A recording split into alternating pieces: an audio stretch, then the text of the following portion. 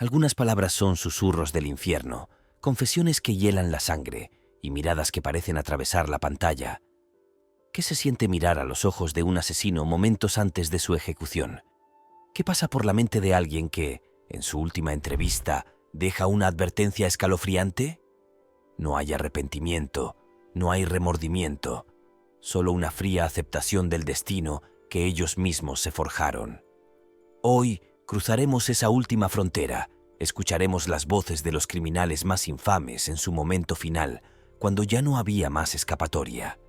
Algunos trataron de justificarse, otros lanzaron su desafío al mundo y hubo quienes, incluso en su última respiración, se negaron a admitir la verdad. ¿Estás listo para escuchar las palabras más perturbadoras jamás pronunciadas por asesinos en serie antes de su muerte? Lo que vas a escuchar no es una historia, es un vistazo a la mente de la oscuridad misma. Quédate hasta el final, porque la verdad es mucho más aterradora de lo que imaginas. Aileen Wuornos, ¿qué se siente al saber que vas a morir y no intentar cambiar tu destino? ¿Qué ocurre en la mente de alguien que, en lugar de temer a la muerte, la abraza con una convicción inquebrantable? Aileen Wuornos miró a la cámara con la frialdad de quien ya no tiene nada que perder. Su voz, cargada de una mezcla de rabia y desafío, dejó claro que no buscaba redención. «Tienes que matarme porque volveré a matar», dijo sin pestañear, como si fuera una simple verdad, inevitable y absoluta. Ejecutada el 9 de octubre de 2002, Wuornos se convirtió en una de las asesinas en serie más notorias de la historia de Estados Unidos. Su historia es un torbellino de violencia, abuso y desesperación, un relato que desafía las explicaciones convencionales sobre el crimen y la justicia. Desde su infancia, su vida fue una espiral descendente: abandono, prostitución, crimen y finalmente asesinato. 7 hombres murieron a manos de una mujer que afirmó haber actuado en defensa propia, pero cuya versión de los hechos cambiaba con cada entrevista. Nacida el 29 de febrero de 1956 en Rochester, Michigan, Aileen tuvo una infancia marcada por el abandono y el abuso. Su madre la dejó al cuidado de sus abuelos maternos cuando apenas tenía 4 años. Su abuelo, un hombre violento y alcohólico, la maltrataba física y emocionalmente. A los 11 años, Aileen comenzó a intercambiar favores sexuales por comida, cigarrillos y dinero. A los 14, quedó embarazada tras ser violada por un amigo de su abuelo. El niño fue dado en adopción y poco después, Aileen fue expulsada de su hogar, comenzando una vida en las calles y sumergiéndose en la prostitución para sobrevivir. A lo largo de los años 80, Wuornos acumuló un historial delictivo que incluía robos, fraudes y altercados violentos. Su vida parecía un camino sin retorno hacia la autodestrucción. En 1986 conoció a Tyria Moore, una empleada de hotel con quien inició una relación sentimental. Juntas recorrieron Florida, viviendo de los ingresos que Aileen obtenía como prostituta. Esta relación se convirtió en el único vínculo emocional significativo en la vida de Wuornos. Entre 1989 y 1990, Aileen asesinó a 7 hombres. Su modus operandi consistía en hacer autostop, atraer a sus víctimas y luego dispararles a quemarropa. Aunque en un principio alegó defensa propia, argumentando que los hombres intentaron violarla, las evidencias y la brutalidad de los crímenes llevaron a las autoridades a dudar de su versión. Durante su juicio, se reveló que su primera víctima, Richard Mallory, había cumplido una condena por intento de violación en Maryland. Sin embargo, esta información no fue admitida en el juicio, lo que generó controversia sobre la legitimidad de su defensa propia en este caso específico. Durante su última entrevista, Wuornos habló con un desprecio absoluto sobre el sistema que, según ella, la había utilizado y traicionado. Sus afirmaciones eran confusas, contradictorias y en ocasiones delirantes. Aseguró que la policía sabía de sus crímenes y la había dejado seguir matando para después capturarla y lucrarse con su historia. En su mente, el mundo entero estaba en su contra. Sus últimas palabras fueron tan inquietantes como su vida misma. Con una mirada desafiante y una sonrisa macabra, sentenció su propio destino con la misma seguridad con la que había apretado el gatillo. Aileen Wuornos murió como vivió, envuelta en rabia, desprecio y la certeza de que el mundo era un lugar demasiado cruel como para ofrecerle redención. Wesley Dodd. Algunos asesinos intentan ocultar su verdadera naturaleza. Otros la aceptan con una tranquilidad escalofriante. Wesley Dodd fue uno de estos últimos. No hubo súplicas de perdón, ni intentos de justificar sus crímenes. No quiso defenderse ni fingir remordimiento. Simplemente cuando llegó su hora, miró a la cámara y declaró sin titubeos: «Si me dejan salir, volveré a hacerlo». Ejecutado el 5 de enero de 1993, Dodd fue responsable de algunos de los crímenes más perturbadores jamás documentados. Sus víctimas fueron niños, y lo más aterrador no fue solo lo que hizo con ellos, sino su absoluta falta de humanidad al hablar de sus actos. Desde el primer momento, confesó sin reservas lo que había hecho y dejó claro que no sentía ningún tipo de culpa. A diferencia de otros asesinos que buscan redención o niegan sus crímenes hasta el final, Dodd afirmó sin dudarlo que el único castigo justo para él era la muerte. Desde su infancia, sintió una extraña atracción por la violencia. No tuvo una historia de abuso como muchos otros criminales.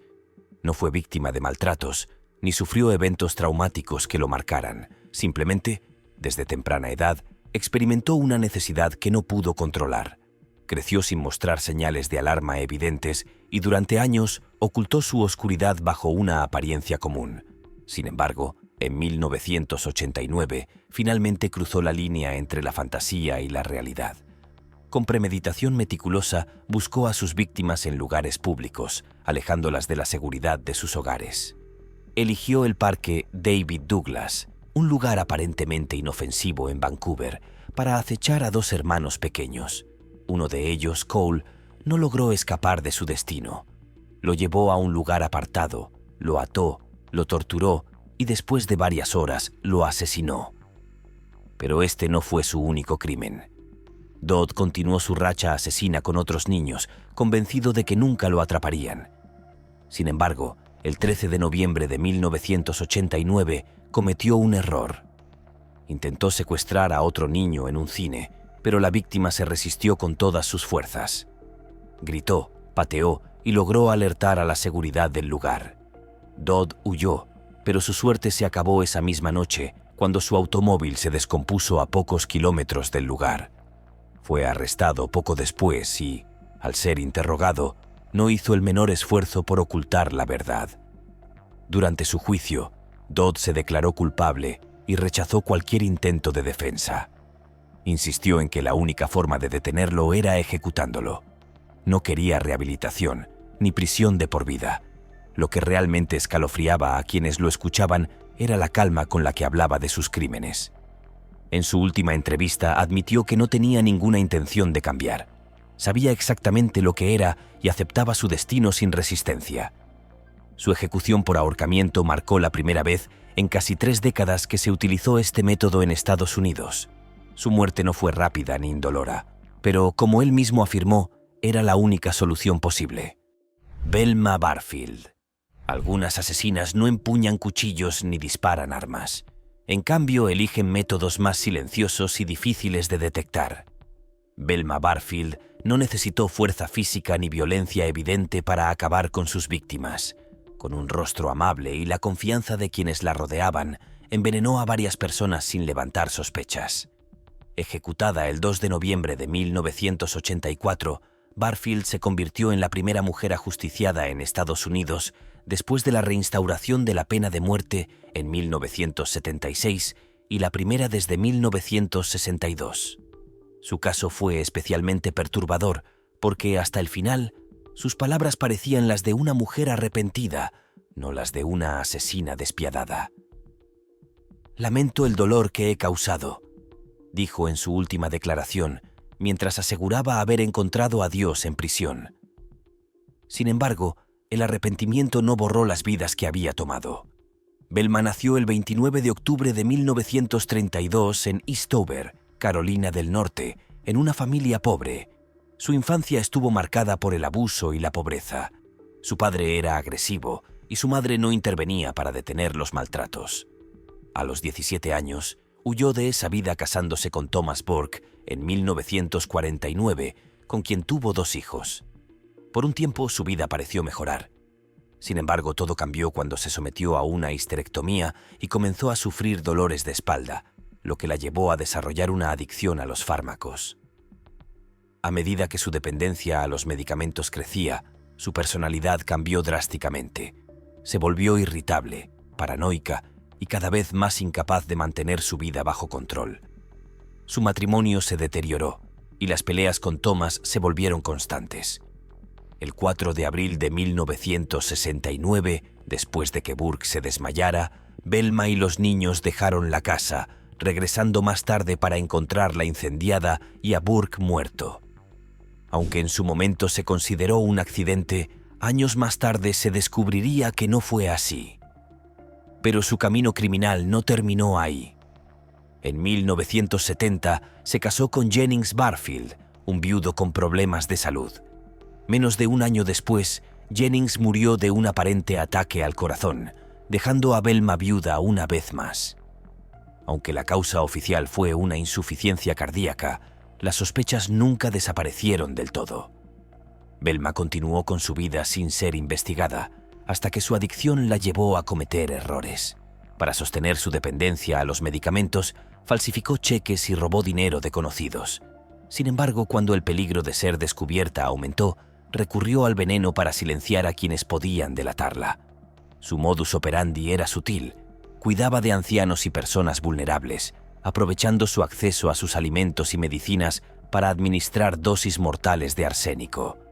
Así, una tras otra, sus víctimas fueron muriendo sin que nadie sospechara. Pero su racha terminó en 1978, cuando Stuart Taylor, su último novio, murió en circunstancias similares a las anteriores. La autopsia reveló rastros de arsénico en su organismo y cuando la policía investigó más a fondo, la verdad salió a la luz. Velma confesó haber envenenado a varias personas, aunque negó haber matado a su segundo esposo. En prisión, se aferró a la religión y se convirtió en una ferviente creyente. Durante su estancia en el corredor de la muerte, Barfield se convirtió en una devota cristiana evangélica. Sus últimos años fueron dedicados a ministrar a otros prisioneros, por lo que recibió elogios de figuras religiosas como Billy Graham. En su última declaración, insistió en que había cambiado y que se arrepentía sinceramente. Pero para las familias de sus víctimas, su conversión no fue suficiente. Sus crímenes no podían ser perdonados con simples palabras. Cuando llegó el día de su ejecución, no gritó ni se resistió. En sus últimos momentos, pidió oraciones para las familias de quienes había matado. Barfield rechazó una última comida especial, tomando en su lugar una bolsa de cheese doodles y una lata de Coca-Cola. Vestía un pijama de color rosa y un pañal para adultos cuando fue ejecutada el 2 de noviembre de 1984. Velma Barfield fue la primera persona ejecutada por inyección letal en Carolina del Norte. A diferencia de otras ejecuciones anteriores en el estado, que usaban la silla eléctrica o la cámara de gas, la inyección letal fue presentada como un método más humano y menos doloroso para los condenados a muerte. La inyección letal terminó con su vida, pero no con el debate sobre si su arrepentimiento fue genuino o simplemente un acto de desesperación. Michael Ross. Algunos asesinos intentan justificar sus crímenes con traumas de la infancia, enfermedades mentales o circunstancias difíciles. Otros, en cambio, aceptan su naturaleza con una frialdad aterradora. Michael Ross fue uno de estos últimos. No buscó excusas, no negó sus actos y tampoco mostró remordimiento. No había nada que mis víctimas pudieran hacer para escapar, dijo con una serenidad espeluznante en su última entrevista. Sabía que no tenía redención posible y aceptó su destino sin resistencia. Ejecutado el 13 de mayo de 2005, Ross fue el primer reo en ser ajusticiado en el estado de Connecticut después de más de 4 décadas. Su historia es una de las más perturbadoras, no solo por la brutalidad de sus crímenes, sino por su aparente tranquilidad al hablar de ellos. Entre los años 1980 y 1984 asesinó al menos a 8 mujeres en Connecticut y Nueva York. Su patrón era claro: elegía a sus víctimas, las secuestraba, abusaba de ellas y finalmente las estrangulaba con sus propias manos. Lo más inquietante de su caso es que, en apariencia, tenía todo para llevar una vida normal. Nació en una familia de clase media, fue un estudiante destacado y se graduó en la prestigiosa Universidad de Cornell. Nadie sospechaba que detrás de su apariencia intelectual se escondía un depredador. Pero Ross sabía quién era. Desde su adolescencia, experimentó impulsos oscuros que nunca pudo controlar. Al principio, solo acechaba a mujeres, las seguía en secreto y sentía placer con el miedo que les provocaba. Con el tiempo, esto ya no fue suficiente. Necesitaba más. Su primera víctima conocida fue una joven de 25 años llamada Jung Gok Tu, estudiante de la Universidad de Cornell. La secuestró el 12 de mayo de 1981, la llevó a un lugar aislado y terminó con su vida de la forma más cruel imaginable. Después de ese asesinato, ya no hubo vuelta atrás. Una tras otra, sus víctimas fueron cayendo en su trampa. Algunas eran menores de edad, otras apenas entraban en la adultez. Todas compartían un destino trágico. En 1984, la policía finalmente logró atraparlo. Lo que nadie esperaba era su reacción. En lugar de negar los crímenes o intentar huir de la justicia, Ross confesó todo con lujo de detalles. Explicó su modus operandi, describió lo que sentía y dejó claro que, de haber tenido la oportunidad, habría seguido matando. No mostró culpa ni pidió perdón. Durante años, su condena fue aplazada por apelaciones y debates sobre su salud mental. Algunos psiquiatras aseguraban que sufría de un trastorno que lo hacía incapaz de controlar sus impulsos. Otros, en cambio, afirmaban que era plenamente consciente de sus acciones y que disfrutaba del poder que sentía sobre sus víctimas. Él mismo no parecía interesado en discutirlo. Sabía que debía morir y aceptó su destino sin luchar. El día de su ejecución, rechazó una última comida especial y prefirió la comida común de la prisión: pavo a la king con arroz, vegetales mixtos, pan blanco, fruta y una bebida. Cuando le preguntaron si quería decir unas últimas palabras, simplemente respondió: «No, gracias». Cerró los ojos y esperó el momento en que la inyección letal hiciera efecto. Michael Ross murió sin remordimientos. Para él, su historia ya estaba escrita. Michael Ross fue la primera persona ejecutada en Connecticut desde 1960 y su ejecución en 2005 fue la primera en Nueva Inglaterra en 45 años. Además, fue la última persona en ser ejecutada en Connecticut antes de que el estado aboliera la pena de muerte en 2012. Edward Wayne Edwards. Algunos asesinos en serie se esconden tras una fachada de normalidad, llevando vidas aparentemente comunes mientras cometen crímenes atroces. Edward Wayne Edwards fue uno de ellos. Durante décadas logró evadir a las autoridades, presentándose como un hombre reformado y respetable, mientras ocultaba una oscura realidad. Nacido el 14 de junio de 1933 en Akron, Ohio, Edwards tuvo una infancia traumática. A una edad temprana, presenció el suicidio de su madre, un evento que lo marcó profundamente. Creció en orfanatos donde, según su autobiografía, sufrió abusos físicos y emocionales por parte de las monjas que lo cuidaban. En 1955, escapó de una cárcel en Akron y comenzó una vida de fugitivo, robando estaciones de servicio para sobrevivir. Nunca usaba máscara durante sus robos, ya que deseaba ser reconocido y alcanzar notoriedad. Esta audacia lo llevó a ser incluido en la lista de los 10 fugitivos más buscados por el FBI en 1961. Fue capturado en 1962 en Atlanta, Georgia, y encarcelado en la prisión de Leavenworth. Tras su liberación en 1967, afirmó haberse reformado, se casó y se convirtió en un orador motivacional, escribiendo una autobiografía titulada La metamorfosis de un criminal, la verdadera historia de Ed Edwards, en 1972. Sin embargo, detrás de esta fachada de redención, Edwards continuaba con su vida criminal. Entre 1977 y 1996 asesinó al menos a 5 personas en Ohio y Wisconsin. Sus primeras víctimas conocidas fueron Billy Lavaco y Judy Straub, una pareja asesinada en Ohio en 1977. En 1980 cometió los llamados Sweetheart Murders en Wisconsin, donde mató a Tim Hack y Kelly Drew. Finalmente, en 1996, asesinó a su hijo adoptivo, Danny Boy Edwards, con el objetivo de cobrar una póliza de seguro de vida. Lo que hace su historia aún más impactante es cómo fue desenmascarado.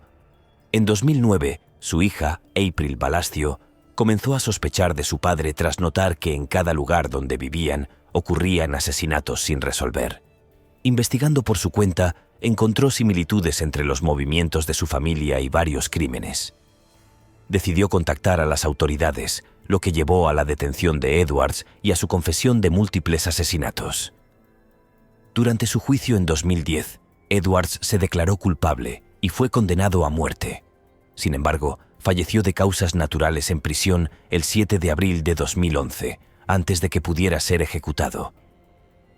En 1972, Edwards apareció en el programa de televisión To Tell the Truth, donde afirmó ser un criminal reformado, negando haber cometido asesinatos. Esta aparición pública como hombre reformado contrasta drásticamente con sus actividades criminales ocultas, demostrando su habilidad para manipular la percepción pública y evadir la justicia durante años. La historia de Edward Wayne Edwards es un recordatorio escalofriante de cómo una persona puede ocultar una vida de crímenes atroces detrás de una máscara de normalidad y redención, engañando a quienes lo rodean y a la sociedad en general. Richard Ramírez. En la década de 1980, Los Ángeles fue testigo de una serie de crímenes que sembraron el terror en la ciudad. Detrás de estos atroces actos estaba Richard Ramírez, conocido como el acosador nocturno, cuya ola de asesinatos y agresiones dejó una marca imborrable en la historia criminal de Estados Unidos. Richard Ramírez nació el 29 de febrero de 1960 en El Paso, Texas, siendo el menor de 5 hermanos en una familia de inmigrantes mexicanos. Su padre, un ex policía, era conocido por su temperamento violento, lo que llevó a Richard a buscar refugio en lugares inusuales desde temprana edad. Para escapar de la violencia doméstica, a menudo pasaba las noches durmiendo en cementerios cercanos a su hogar. Durante su adolescencia, Ramírez se acercó a su primo Miguel, un veterano de la guerra de Vietnam. Miguel le mostraba fotografías perturbadoras de mujeres vietnamitas que afirmaba haber torturado y asesinado, influyendo negativamente en la psique del joven Richard. Este periodo marcó el inicio de una espiral descendente hacia la delincuencia y la violencia. Entre 1984 y 1985, Ramírez desató una serie de crímenes que aterrorizaron a los residentes de Los Ángeles y San Francisco. Su modus operandi era impredecible. Ingresaba a las viviendas durante la noche, atacando a hombres, mujeres y niños sin distinción de edad o raza.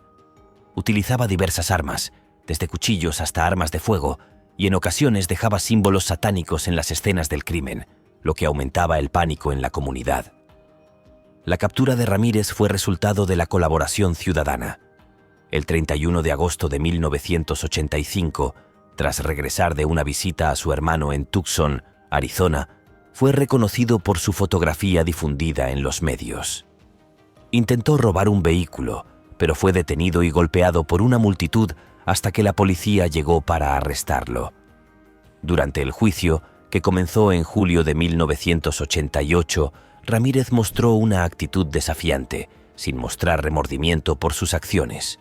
Fue condenado por 13 asesinatos, 5 intentos de asesinato, 11 agresiones sexuales y 14 robos, recibiendo 19 penas de muerte.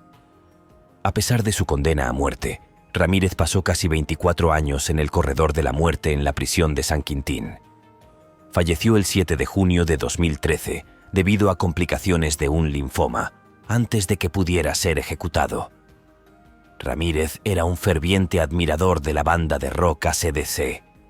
Durante uno de sus crímenes, dejó una gorra con el logo de la banda en la escena, lo que llevó a especulaciones sobre la influencia de la música en sus acciones. Este hecho generó controversia y llevó a la banda a enfrentar críticas en relación con el contenido de sus canciones. La historia de Richard Ramírez es un recordatorio escalofriante de cómo la combinación de una infancia traumática, influencias negativas y una mente perturbada pueden dar lugar a uno de los asesinos en serie más notorios de la historia de Estados Unidos, John Wayne Gacy. Algunos asesinos esconden su naturaleza bajo una fachada de normalidad. Otros, como John Wayne Gacy, perfeccionan el engaño hasta convertirse en figuras queridas por su comunidad. Durante años fue considerado un empresario exitoso, un vecino ejemplar y hasta un payaso que animaba fiestas infantiles. Pero detrás de esa máscara de aparente bondad se escondía uno de los criminales más escalofriantes de la historia. Ejecutado el 10 de mayo de 1994, Gacy dejó un legado de horror que sigue resonando décadas después. Su historia es aterradora no solo por la cantidad de víctimas que cobró, sino porque logró vivir una doble vida sin ser descubierto durante años. Se le atribuyen al menos 33 asesinatos de jóvenes, la mayoría de ellos enterrados en el espacio de acceso de su propia casa. Nació el 17 de marzo de 1942 en Chicago, Illinois. Desde niño, sufrió el desprecio de su padre, quien lo humillaba constantemente y lo trataba como alguien débil. Buscó la aprobación paterna sin éxito, lo que lo llevó a construir una personalidad de apariencia amable y servicial. A lo largo de su juventud, intentó encajar en la sociedad, se casó y formó una familia. Nadie imaginaba la oscuridad que habitaba en su interior. Su primera condena por agresión sexual llegó en 1968, cuando un joven de 15 años lo denunció por haberlo atacado. Fue sentenciado a 10 años de prisión, pero cumplió solo 18 meses antes de ser liberado por buena conducta. En lugar de reformarse, utilizó la experiencia para perfeccionar su habilidad de manipular a los demás. Se trasladó a Illinois, donde comenzó su etapa más oscura. Entre 1972 y 1978, Gacy llevó a cabo una serie de asesinatos que permanecieron en secreto por mucho tiempo. Su modus operandi consistía en atraer a jóvenes con promesas de trabajo en su empresa de construcción. Una vez en su casa, los sometía a torturas inimaginables, utilizaba esposas y engaños para inmovilizarlos y finalmente los estrangulaba. Muchas de sus víctimas eran adolescentes y jóvenes en situación vulnerable. Su racha criminal terminó cuando la desaparición de un adolescente llamado Robert Piest despertó sospechas. En diciembre de 1978, la policía obtuvo una orden para registrar su casa. Lo que encontraron fue aterrador: más de 26 cuerpos en distintos estados de descomposición. La comunidad que alguna vez lo respetó quedó en estado de shock al descubrir la verdad sobre el hombre que solía disfrazarse de payaso para animar fiestas infantiles. Durante su juicio, intentó argumentar que sufría de problemas mentales, pero el jurado no lo creyó. Fue declarado culpable y sentenciado a muerte. A pesar de las pruebas en su contra, Gacy se mantuvo desafiante hasta el final. En su última entrevista en 1992, insistió en que era inocente. «Soy inocente. Todo esto es una gran conspiración», afirmó con seguridad. El día de su ejecución, sus últimas palabras fueron tan frías como su vida: «Bésenme el trasero». Con esta frase, Gacy selló su destino y se convirtió en uno de los asesinos más recordados de la historia criminal. John Wayne Gacy era conocido como el payaso asesino debido a que, además de sus actividades criminales, solía disfrazarse de payaso bajo los alias Pogo o Patches para entretener a niños en hospitales y participar en eventos benéficos. Esta faceta de su vida contribuyó a la macabra notoriedad que lo rodea, ya que utilizaba su personaje de payaso para acercarse a sus víctimas y ganar la confianza de la comunidad. Carroll Edward Cole. El odio puede ser un veneno que se arraiga desde la infancia y se convierte en un impulso incontrolable. Carroll Edward Cole no solo odiaba, sino que justificaba sus crímenes con ese odio. Para él, cada asesinato era una especie de venganza contra su madre, una mujer que, según decía, lo humilló y destruyó su vida. Nacido el 9 de mayo de 1938 en Sioux City, Iowa, Cole fue el segundo hijo de Laverne y Vesta Cole. Durante la Segunda Guerra Mundial, su padre se enlistó en el ejército, dejando a la familia en casa. Durante este periodo, su madre tuvo varias aventuras amorosas, llevando a Carroll con ella y obligándolo a guardar silencio bajo amenaza de violencia física. Además, lo vestía como una niña y lo ridiculizaba, lo que fomentó en él un profundo resentimiento hacia las mujeres. A los 8 años, Cole cometió su primer asesinato conocido. Durante una pelea con un compañero de clase llamado Duane, lo ahogó en un lago. La muerte fue considerada un accidente hasta que, años más tarde, Cole confesó el crimen. En su adolescencia y juventud, Cole tuvo múltiples enfrentamientos con la ley por delitos menores, incluyendo robos y embriaguez pública. Después de ser dado de baja deshonrosamente del ejército en 1958 por robar pistolas, sus tendencias violentas comenzaron a intensificarse. En 1960, atacó a 2 parejas en un lugar de enamorados y poco después llamó a la policía de Richmond, California, confesando que tenía fantasías violentas sobre estrangular mujeres. Esto lo llevó a ser internado en varias instituciones psiquiátricas durante los siguientes 3 años. A pesar de ser diagnosticado con trastorno de personalidad antisocial, fue liberado en abril de 1963.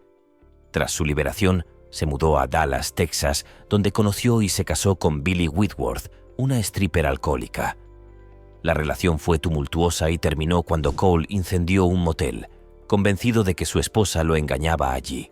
Fue condenado por incendio premeditado y, tras su liberación, intentó estrangular a una niña de 11 años, lo que le valió una sentencia de 5 años de prisión. Después de su liberación, continuó su espiral descendente. En mayo de 1971, cometió su primer asesinato como adulto, estrangulando a Essie Buck en San Diego, California. Durante la década de 1970, viajó por varios estados, asesinando a mujeres que, según él, le recordaban a su madre debido a su infidelidad o comportamiento. En noviembre de 1980, fue arrestado en Dallas bajo sospecha de asesinato. Durante el interrogatorio, confesó haber asesinado al menos a 14 mujeres en los últimos 9 años, aunque admitió que podrían ser más, ya que a menudo estaba ebrio durante los crímenes. El 9 de abril de 1981, fue condenado por 3 asesinatos en Texas y sentenciado a cadena perpetua. En 1984, tras la muerte de su madre, aceptó ser extraditado a Nevada, donde fue condenado a muerte por otros 2 asesinatos. Durante su juicio, mostró una actitud desafiante y al recibir su sentencia, agradeció al juez. El 6 de diciembre de 1985, Carroll Edward Cole fue ejecutado por inyección letal en la prisión estatal de Nevada. Sus últimas palabras fueron una aceptación de su destino, reconociendo que merecía la pena capital por sus crímenes. A pesar de su historial de violencia y confesiones de fantasías homicidas, Cole fue liberado en múltiples ocasiones de instituciones psiquiátricas y penitenciarias, lo que le permitió continuar su ola de asesinatos durante años. Este hecho resalta las fallas del sistema en la identificación y contención de individuos peligrosos en esa época. La historia de Carroll Edward Cole es un recordatorio escalofriante de cómo los traumas infantiles y las deficiencias en el sistema pueden converger para crear a un asesino en serie, dejando una estela de tragedia y preguntas sin respuesta. Ted Bundy. El mal puede ocultarse tras una sonrisa encantadora, una mirada seductora o un discurso persuasivo. Ted Bundy dominaba el arte de la manipulación como pocos. Se mostraba como un hombre carismático, inteligente y educado, pero detrás de esa fachada se escondía un depredador implacable. Atraía a sus víctimas con astucia, aprovechando su atractivo físico y su aparente vulnerabilidad solo para llevarlas a un destino del que no habría regreso. Nació el 24 de noviembre de 1946 en Burlington, Vermont. Su crianza estuvo envuelta en mentiras. Durante años, le hicieron creer que su madre era su hermana y que sus abuelos eran sus verdaderos padres. Este engaño lo afectó profundamente, pero no fue suficiente para explicar la brutalidad de sus crímenes. Desde temprana edad, mostró comportamientos inquietantes. Una vecina de la infancia, Sandy Holt, lo describió como un niño cruel que disfrutaba infundiendo miedo y maltratando animales. Relató que Bundy colgó a un gato del vecindario en un tendedero, lo roció con líquido inflamable y lo incendió. Además, construía trampas en el bosque para aterrorizar a otros niños. A pesar de estos indicios, Bundy era considerado por muchos como un joven encantador y prometedor. Estudió psicología en la Universidad de Washington y se involucró en la política local, ganándose la confianza y admiración de quienes lo rodeaban. A lo largo de la década de 1970, Bundy llevó a cabo una serie de asesinatos en distintos estados de Estados Unidos, dejando un rastro de horror que aún hoy es difícil de comprender. Su método era tan meticuloso como aterrador. Utilizaba su encanto y su inteligencia para ganarse la confianza de mujeres jóvenes. A veces fingía estar herido o pedía ayuda con su automóvil. Una vez que su víctima bajaba la guardia, la golpeaba con una palanca, la subía a su vehículo y la llevaba a un lugar apartado. Allí desataba toda su perversión y sadismo. Muchas de sus víctimas fueron brutalmente golpeadas, violadas y estranguladas. Algunas fueron decapitadas y sus restos fueron escondidos en zonas boscosas. En varias ocasiones, Bundy regresaba a los cadáveres para cometer actos aún más aberrantes. Su racha criminal terminó en 1978, cuando fue capturado después de escapar de prisión 2 veces. Durante su juicio, se representó a sí mismo como abogado y convirtió el proceso en un espectáculo mediático. Sonreía a las cámaras, coqueteaba con las periodistas y fingía ser un hombre incomprendido.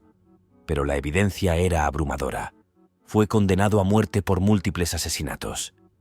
A diferencia de otros asesinos en serie, Bundy intentó negociar su vida hasta el último momento. Ofreció información sobre los crímenes a cambio de más tiempo, pero la sociedad ya había tomado su decisión.